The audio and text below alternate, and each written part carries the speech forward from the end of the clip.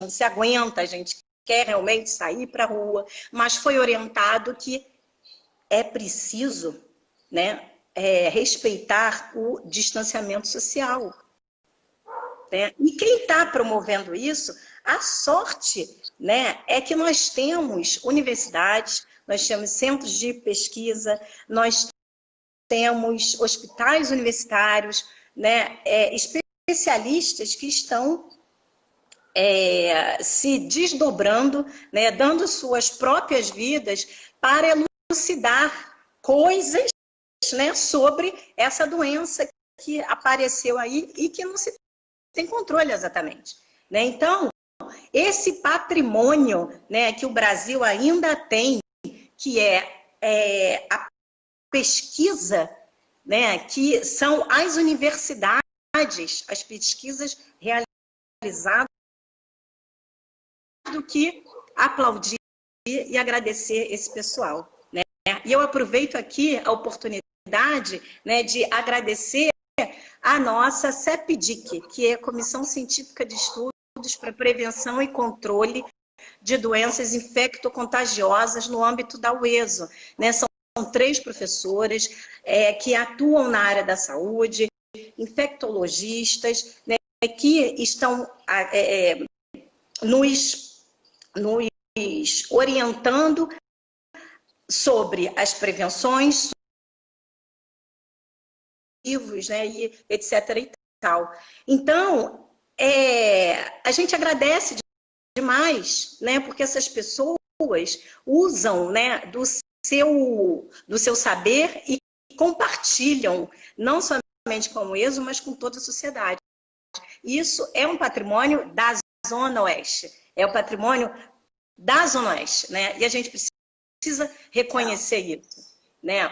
Os números, desculpa, os números são horríveis. O estado do Rio de Janeiro já está com mais de 10 mil óbitos. Já o município do Rio de Janeiro, só o município com 2.285, né, alguma coisa assim, né, de óbitos confirmados. Né? E falando da nossa Zona Oeste, né, próxima, Campo Grande, Santa Cruz, Cosmos, Inhoaíba, Paciência, que mais? Santíssimo, Senador Camará, Bangu, Senador Vasconcelos, Padre Miguel, né? Somam quase 1.000 óbitos.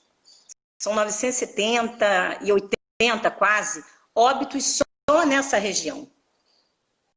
Então, é muito importante que a gente continue, né, respeitando com 1.380 casos confirmados.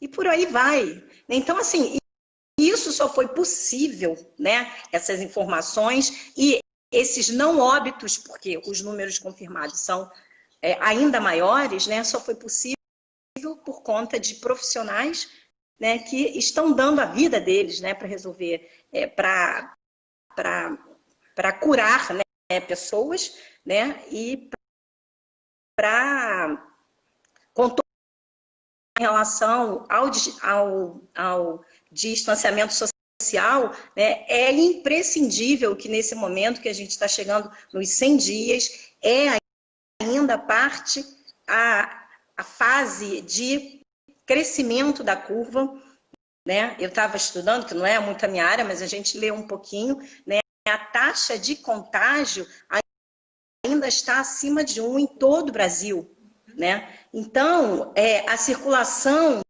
das pessoas só é considerada sob controle quando essa taxa estiver abaixo de 1, e ela ainda está acima. Então, ainda é momento da gente respeitar o distanciamento social. Quem tiver que sair, claro, os serviços essenciais, hospital, as clínicas, supermercados, padarias, né? A gente precisa se alimentar. Isso, farmácias, esses profissionais é que precisam circular, né? Se nós não estamos ocupando postos de serviços essenciais, e se tivermos que sair à rua, eles vão usando sempre a nossa máscara. É bom usar máscara? É fácil usar máscara? Mas não é, não é. Mas a gente quer permanecer vivo, porque a gente tem muita coisa para viver, né? Então, lavar as mãos, né? O tempo inteiro em casa com água e sabão. Se estiver na rua, aí não tem água e sabão dentro do ônibus, dentro do carro, então a gente carrega nosso álcool, né? Então, higieniza, né, o tempo inteiro com água, com álcool, fora de casa, né? Mas é muito complicado, por isso não sair, porque se a gente sair, nos olhos, né? E aí é assim, né, um grande perigo. Então, ficamos em casa. Agora, você me fez a pergunta, eu falei, e não falei da semana. Mas aqui, falando sobre a semana, né, do meio ambiente na UESO, né, 2020, que nós intitulamos, né, por um mundo novo e melhor pós-pandemia, o papel da ciência na biodiversidade. A Organização das Nações Unidas, né, para o Dia Mundial, né, do Meio Ambiente, né, que é a biodiversidade.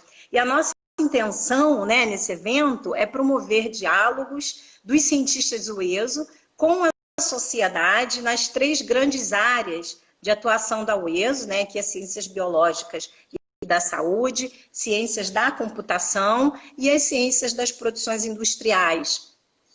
E também fazer uma relação com o comportamento humano, né, diante da pandemia. Né? Então, dentro disso, ocorrerão diálogos, né, com foco em reflexões, né, sobre tudo isso, expectativas e propostas de ação, né, para que a ciência se alinhe, né, ao objetivo de um reequilíbrio, né, o reequilíbrio dos sistemas. Né? Então,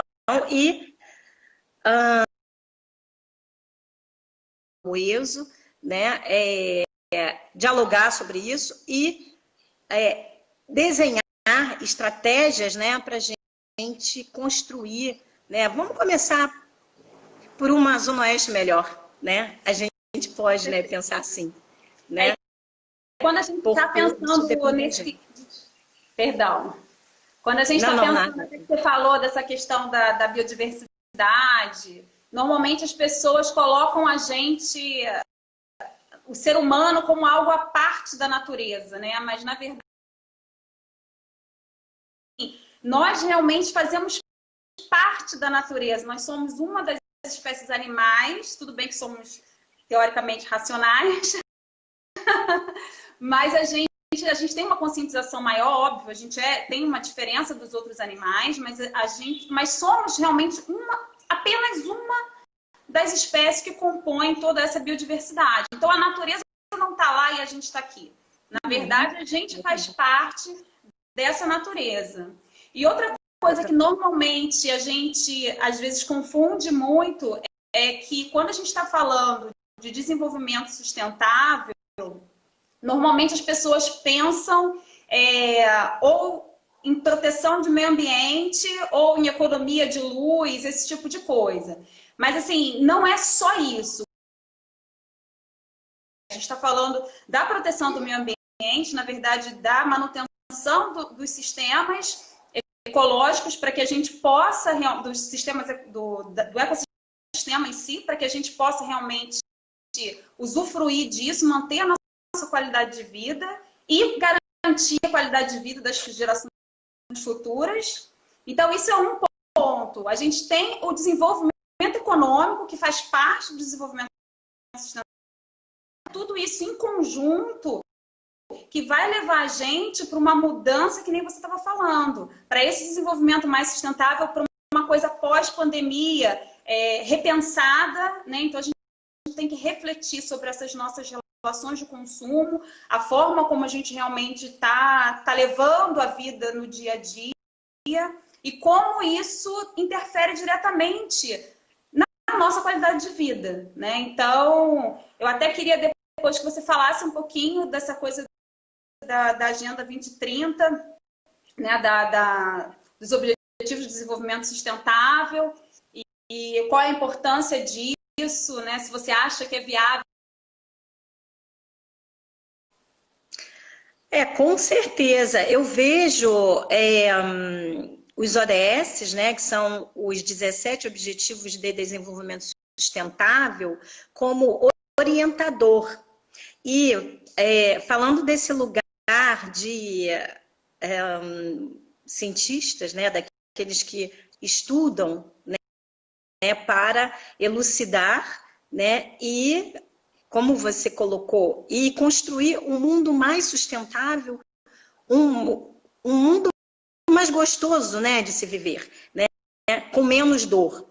Então, os ODS, a minha grande, assim, alinhados, né, assim, conscientes de que a minha pesquisa, a tua pesquisa, né, está diretamente ligada ao objetivo número 1, ou 2, ou 3, ou 4, 10, ou até o 17, né, de maneira que, imagina, se todos nós, cientistas, né, a gente começando somente da UESO, se todos nós que já estamos fazendo isso, né, nós já estamos fazendo isso, né, assim, se tecnicamente, se lá no laboratório, né, nos nossos laboratórios, junto com os nossos alunos, né, que a gente está orientando, né, técnica, né, mas esse desejo de cumprir o ODS 1, 2, 3, né, seja lá qual for ele, né, com vistas a quê? A construção de uma sociedade melhor. Né? Então, não é nada desconectado, né? Daí está a tamanha importância da ciência, né? De fazer ciência e fazer uma ciência, vamos dizer, é mais do que aplicada, não é que ela é aplicada, né? Mas porque toda ciência ela é aplicada. Existem algumas questões aí, né? Então, eu vejo os ODS como orientador, né? Para a gente estar sempre, né? Realizando e dizendo para a sociedade, olha, eu estou fazendo essa pesquisa aqui, né, por exemplo, né, das membranas, né, para célula combustível. Por quê? Porque eu quero que a gente deixe, né, de utilizar, por exemplo, combustíveis fósseis, né? Ou não é que deixe, porque é muita ousadia eu dizer que a gente vai deixar de usar petróleo. Imagina, não vamos deixar, mas a gente pode ter uma dosagem compartilhada. Um ponto também que me deixa assim, aí daqui a pouco eu vou pular dessa cadeira, é que a ciência está aqui, a ciência brasileira, a ciência campograndense e da Zona Oeste, né, ela está presente para a gente transferir tecnologia.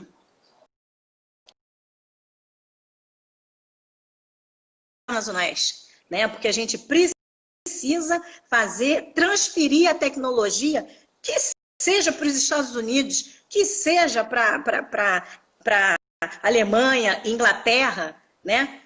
Lá na UESO, né, a gente pode transferir, né, a tecnologia. A gente só precisa, obviamente, né, de instrumentos, né, de financiamento, né? Que no caso o instrumento, né, é o financiamento, é o retorno para a Zona Oeste dessa forma, né, de investimento na ciência. Né? Então, aproveitando esse gancho, Luanda, assim, a gente, isso, a UESO ela produz muita coisa, a gente tem várias parcerias, várias colaborações, os alunos são excelentes, assim, a gente sempre vê os alunos até em outras instituições também fazendo estágio, sempre muito bem elogiados. E eu queria, assim, saber de você se a gente tivesse um campus próprio, se isso seria diferente, como que Como que você acha que... Olha, se eu tivesse um campus próprio,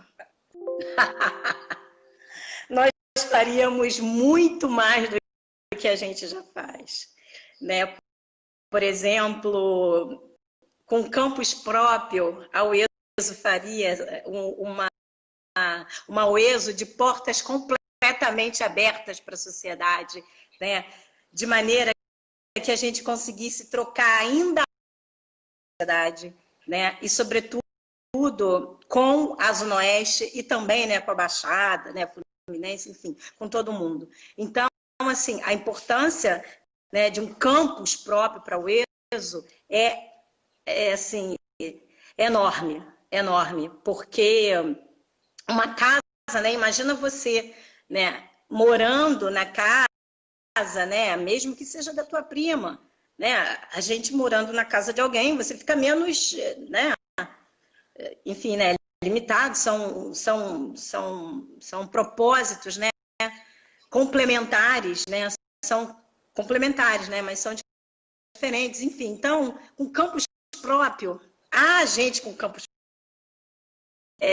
estando, isso tem sido, sabe, uma grande luta, né, da reitora, né, que nesse momento até deixo um beijo grande para ela, que ela está resolvendo questões do ESO, e eu estou aqui numa boa, batendo papo nesse momento, né, né, que está lutando bastante, né, para a gente conseguir esse nosso, né, campus próprio e a gente, né, poder dizer, né, minha casa, né, a gente precisa realmente, né, da nossa casa. Então, Luanda, quais são os maiores desafios que vocês enfrentam, assim, para a universidade atualmente, assim? Desafio é esse, por exemplo, não ter um campus próprio nos limita, né, a realizar algumas coisas. Por exemplo, eventos esportivos dentro da UESO, né? Né, muitas pessoas, abrir as portas realmente, né, da universidade, que esse é o propósito, né, da universidade, abrir a porta para a sociedade. A universidade foi feita para a sociedade usar, né? E essas portas precisam, né, serem abertas. Dificuldades que a gente também encontra são pela falta da nossa consolidação. 15 anos, fizemos 15 anos agora, né, no mês de março, né, e não sei, devido a tantos problemas, a gente ainda não conseguiu nem festejar 15 anos, porque realmente, assim, apesar de tudo, é importante celebrar, né? Mas os problemas, né, que nós começamos, muitos ainda permanecem, né? Por exemplo, não ter uma estrutura de servidores administrativo, os seus servidores não terem ainda, nós professores e os técnicos do laboratório, né, não terem carreiras estabelecidas, né, é uma grande algo que desanima, né, e eu fico vendo assim o que nós somos capazes, né, porque até hoje, apesar disso tudo, a gente ainda faz, né? E aí é um momento, né, que eu aproveito, né, para agradecer técnicos e técnicas da UESO, né, o apoio, né, também do discente, né, dos terceirizados, enfim, que nos anima de, caramba, realizar, né? Mas nós temos muitos problemas ainda por conta dessa nossa falta de estrutura, né, funcional, né? Então, falta estrutura funcional, né, que não temos planos de cargo, nossas carreiras são são congeladas, né?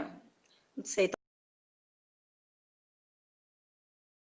trabalho, e há 10, 15 anos ela ganha a mesma coisa. É esquisitíssimo, mas é isso que acontece, né? Então, isso é uma coisa que atrapalha bastante, né? E a nossa falta de campus também é uma coisa que atrapalha demais mesmo, né? Demais, né? Como eu coloquei. E assim, Luanda, uma curiosidade. Eu sei que para a população negra isso ainda é mais complicado ainda, né? Então, a gente sabe que, enfim, 10% das mulheres negras concluem ensino superior, né, na idade entre 25 e 44 anos, menos de 3% estão na pós-graduação. E assim, e os alunos acabam te vendo um pouco como uma inspiração, né, para mulheres, enfim, negras cientistas. E como que eu devo muito isso à família, né? Porque, como você colocou, é muito difícil fazer um caminho, né? O caminho da educação, né? A população negra, eu, né, como uma mulher negra da periferia do Rio de Janeiro, né, de Rocha Miranda, nasci em Irajá, né, inclusive, e aí para o Boa Vista, e aí depois o castelo cai todo, sabe aquele castelo que o pretinho tá lá tentando, meu pai, né, no caso, tá lá tentando, e aí o castelo dele cai, e aí nós retornamos, né, para Rocha Miranda, e assim, né, muita luta porque ele sempre teve uma premissa, né, precisa estudar, é isso. Então, moradia, agora, alimentação, né, de casa mesmo, né, da minha mãe fazendo comida e tal, mas os lanches, né, dos N fast foods por aí, a gente nunca conhecia, né? Quando eu cheguei no ensino médio, foi tão assim que vestibular, eu não conhecia, por exemplo, os lanches, né, de McDonald's. Eu costumava fazer essas coisas, né? Então, mas alimentação correta e equilibrada, né, sempre tivemos. E também financiados pelo ensino público, e é por isso que eu tenho sempre referência, né? Eu sempre, né, coloco, né, a minha escola municipal Pará, em Rocha Miranda, a escola municipal, a minha escola Olavo Bilac, né, que foi do ensino médio, e aí depois eu fui para rural, né, fazer engenharia química. Então, assim, foi um caminho difícil demais. Para dar um oi para todos os amigos, para todo mundo que está apoiando essa ousadia de estar aqui, né, falando ao vivo, assim. Mas, então, assim, e isso parece que é comum, parece que é fácil, né? Mas não é fácil fazer isso, né? E a maioria das pessoas, né, dos negros, né, enfim, não tem referência familiar. E não tem a referência familiar exatamente pela história do racismo estrutural institucionalizado nesse Estado brasileiro. Não tem. Então, a ideia é sempre a mesma, é disseminar. Porque ela teve força de vontade somente. Também tive, né? Mas é porque ela tinha um amparo ali. Sempre tive um amparo. Eu sempre tive meu pai, minha mãe. Meu pai, engenheiro químico também, inclusive, né? Mas o pai ferroviário e a mãe, né? A minha saudosa avó, Nancy, uma mulher e manicômio, né? Então, assim, isso é um outro papo, né? Também bem duro. Então, assim, e ele também com resistência. O homem foi internado como louco porque ele gostava de estudar. Era isso. Até isso aconteceu com ele. Então, assim, a gente chegou, né? E continua chegando, né? Que a gente não chegou, na verdade, a gente está chegando, né? Assim, depois de de muito apoio, primeira mulher negra, professora, né, de geografia, inclusive, nos cursinhos pré-vestibulares do estado do Rio de Janeiro, né, lá na década de 70. Enfim, então, referências, né, familiares. Então, assim, não é fácil chegar. Mas, na UESO, como é tão difícil, o que me dá um gás, assim, sabe, é sempre que de colação de grau e os alunos vêm e falam assim, porque eles falam sempre. Obrigada pela representatividade. E isso fala assim, Luanda, deixa de ser fraca, assim, incentivando as pessoas, né? Eles precisam de referência. Então, assim, as minhas referências eram a minha família, né? E eu vejo que as referências, né, dos nossos alunos, né, das UNOES, pode ser eu também. É importante realmente, né, a gente ter nomes, né? O povo preto precisa ocupar lugares de poder, não para dominar, não para ser tirano, não é isso, né? Mas é para representar. Porque, na minha época, se eu não fosse diariamente bombardeada no bom sentido do termo, né? Dizendo que eu era bonita, que meu cabelo era bonito, que nananana. Então, por isso que a palavra tem muita força, né, Luanda? E a gente está aprendendo ainda, enquanto sociedade, a lidar com isso. Estão falando aqui que seus livros estão pedindo para fazer um sorteio dos seus livros, para você fazer um sorteio dos seus livros. Estão fazendo sucesso. Eu tenho aqui Conceição Evaristo, Renato. Ele não está aqui porque nem deu para eu divulgar ontem à noite, que o celular simplesmente parou. Aí eu não divulguei para muita gente, mas tem ali Mulheres e Deusas, né, que ele esteve na UESA, inclusive, e falou, né, desse livro, né, é muito bom, sabe, muito bom.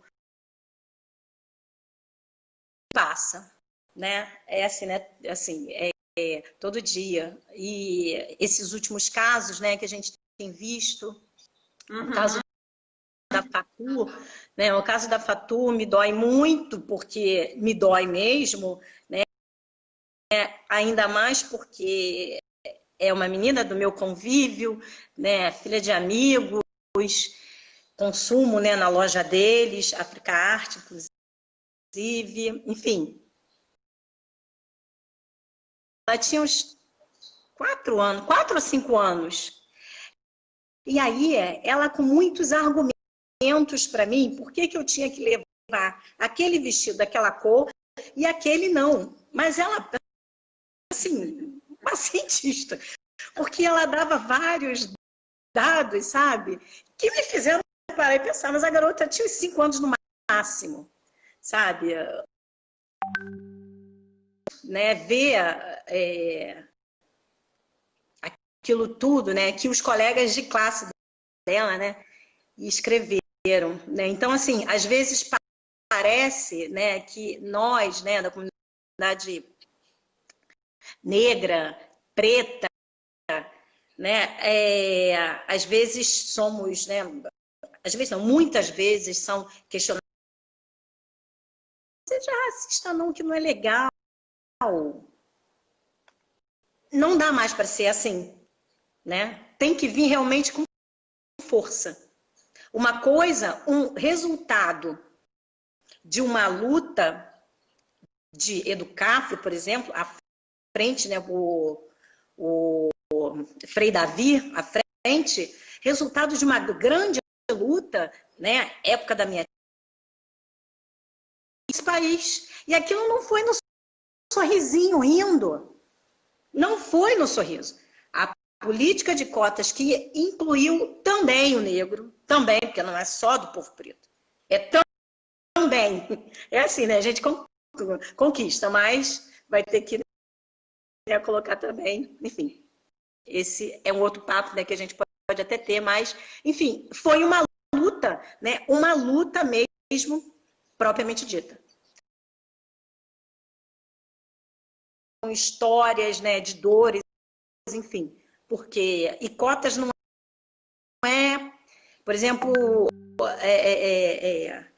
privilégio algum, é reparação, né, reparação por quê?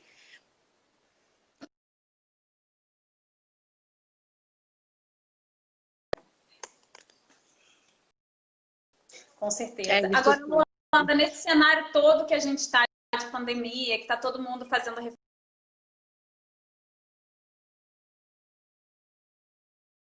tentando fazer um autoconhecimento, afinal de contas está todo mundo confinado, não tem como fugir de si mesmo, né?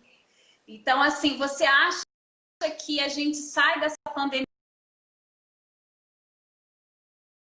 Não, assim, em relação... Você acha que a sociedade, ela vai amadurecer um pouco, não vai? Qual a sua opinião sobre isso? Olha, eu acredito muito no ser humano, sabe? Acho que estão se comportando de maneira, assim, indo na contramão desse movimento de desenvolvimento mundial pós-pandemia. Né? Então, assim, eu vejo...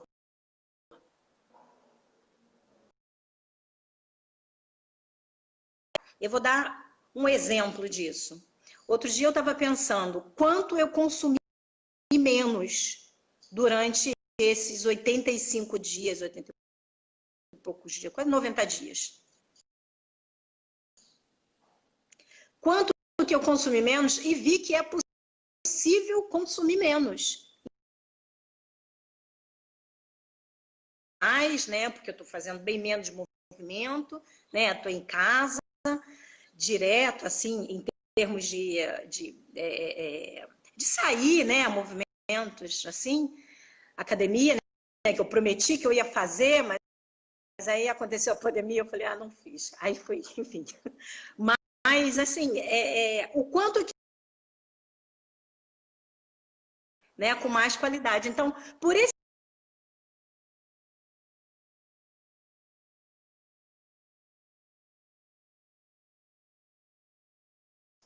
né, não somente para me alimentar. Na verdade,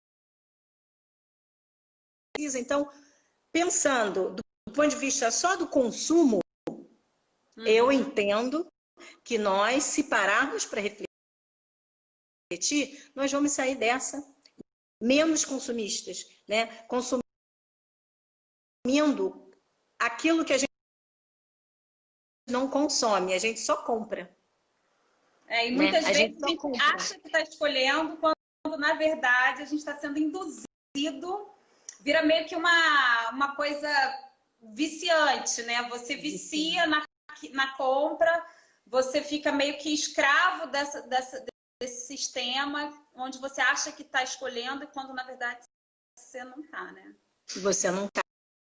Você está sendo escolhido, né? Então, o consumo também, do ponto de vista da do que a gente consome, quais as marcas das marcas que a gente consome. É importantíssimo a gente saber disso, saber qual é a política da marca A, né, de roupa que eu consumo, ou de qualquer objeto, né, até mesmo alimentício, né? Então, assim, e um outro ponto que eu também tenho refletido bastante, principalmente no início, né, da pandemia, é que ela deu oportunidade para a gente. A coisa do desacelerar é a gente, bom, pelo menos para mim, né? Eu tenho mais, assim, tô trabalhando demais, né? Parece que a família, né, fala assim, caramba, chega, porque você senta 8h30, 9 e retorna de novo lá para tua mesa, né, do computador, né, fica trabalhando remotamente, enfim, o trabalho triplicou, né, quadruplicou, não sei dizer, mas é também uma oportunidade que eu estou me olhando mais internamente, né? Eu estou também sem um celular, foi bom pra caramba, assim, porque é menos, sabe, aquela coisa do WhatsApp, fica pá, pá, pá, pá, pá, caramba, aquela coisa, enfim. Então, assim, esse ponto também, e, sobretudo, a minha expectativa é de que depois dessa pandemia, aliás, durante ela, a gente já está fazendo, já está sendo impostos, né? Somos impostos a fazer coisas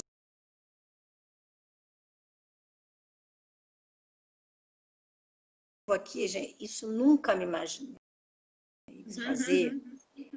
Entendeu? Não, eu fico assim, gente. Então, assim, a pandemia está me fazendo. Eu achava que era, assim, impossível conciliar, né, serviço doméstico diário, tá? É claro que não pode ser assim para o resto da vida, né? Não pode ser, porque vai causar outros problemas, né? Mas isso está servindo para eu enxergar que é possível fazer coisas que eu acho que é muito. Então, assim, as minhas expectativas, né, realmente é de que a gente consiga ser mais, né, como a sociedade, né, em geral, né, mais humanizada também. As vidas importam, não é? Assim, mas são todas as vidas importam, sem tirar nenhuma. E isso é o caminho para a biodiversidade.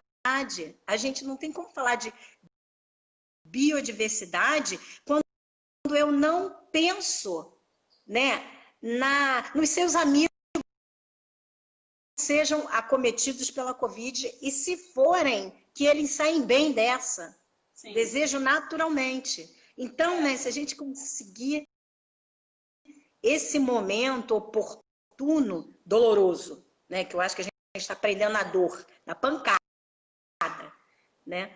Se a gente usar isso, né, eu acho que a gente pode, sim, né, ter um pós-pandemia melhor. E eu acho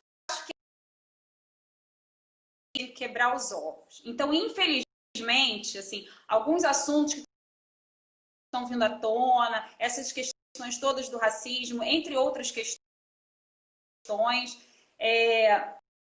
elas estão vindo à tona e estão vindo à tona com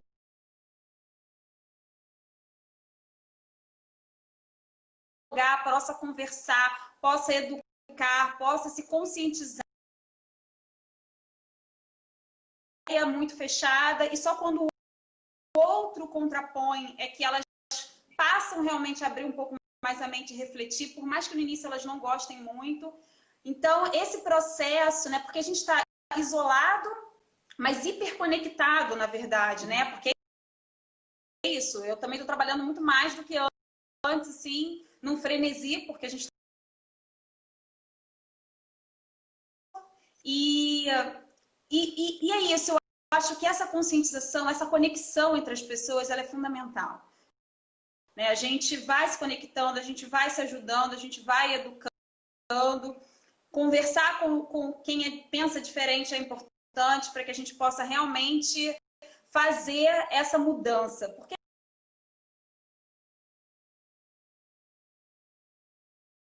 agradável ou não, né? Assim, então, se é algo que choca e aquilo sensibiliza, a gente acaba mudando o comportamento, ou a gente consegue realmente uma mudança de comportamento. Então, assim, enquanto sociedade, eu penso que a gente vai levar ainda um tempo para conseguir mudar efetivamente, mas que o passo está sendo dado.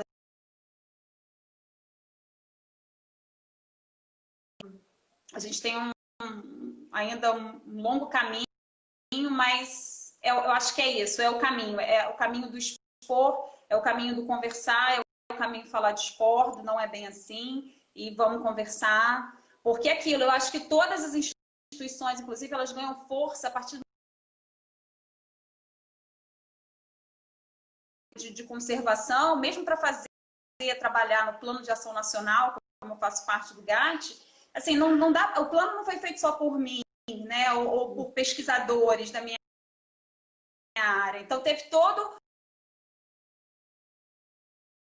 outras pessoas que trabalham junto com a gente no dia a dia, né, no final das contas, mesmo que a gente não esteja ali juntos, mas que está todo mundo ali em prol do meio ambiente. Então, assim, essa gestão, né, mais organizada. Então, e que as ações realmente sejam efetivas, né? As soluções venham de forma efetiva. Então, em termos de trabalhar integradamente, é isso que dá o resultado do equilíbrio de sistemas, né? É isso que dá, que tem como os diferentes, né? Os diversos, né? Então, isso é muito importante. E aí, é por isso que dentro da universidade, né, nós temos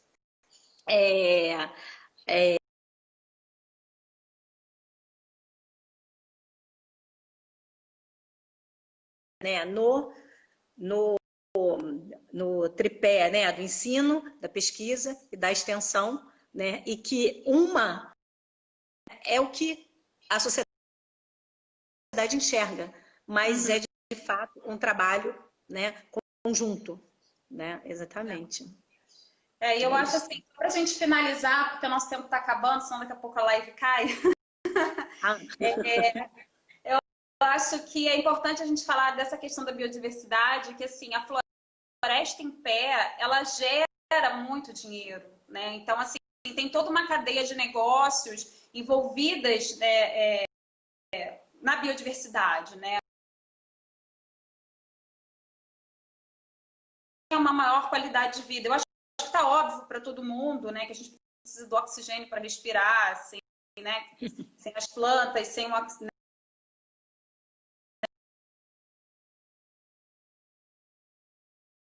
A gente precisa desse equilíbrio. E assim, e a parte econômica, desenvolvimento sustentável, tem várias cadeias aí, tem várias coisas que a gente utiliza, né, tanto de alimento, quem não gosta de um chocolate, né, quem não ama um cacau da vida. Então, assim, você tem éticos até que vêm dos óleos vegetais e até remédios, né, diferentes tipos de remédios que, né, posso citar aqui o captopril, que é aquele, né, famosinho que vem da jardim. Então, na verdade, é isso. Nós somos uma das espécies eu acho que a gente está integrado e realmente precisa conviver com as outras espécies de uma forma mais amigável, de uma forma mais sustentável.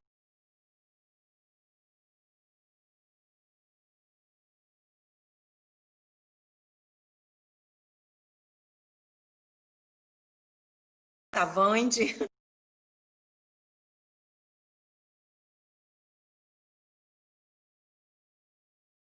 E vamos todo mundo agora na semana. Fale com os seus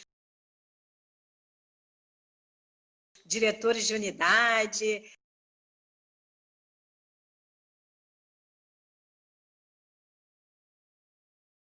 E fala com ele.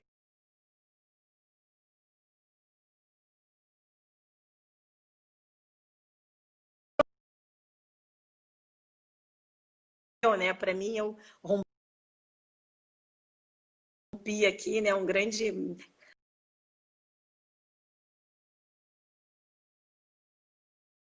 Precisa, né, comunicar, senão, porque o nosso papel como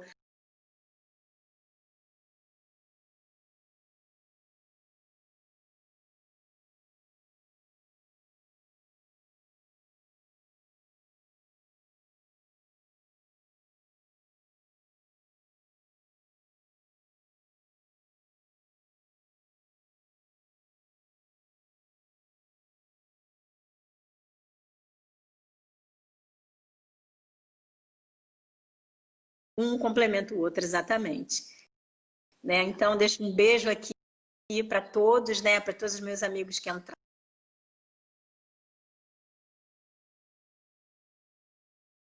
Para o Henrique, que está dando live, né, ser mais amplamente, né, um minutinho, amplamente divulgada, né, e assistir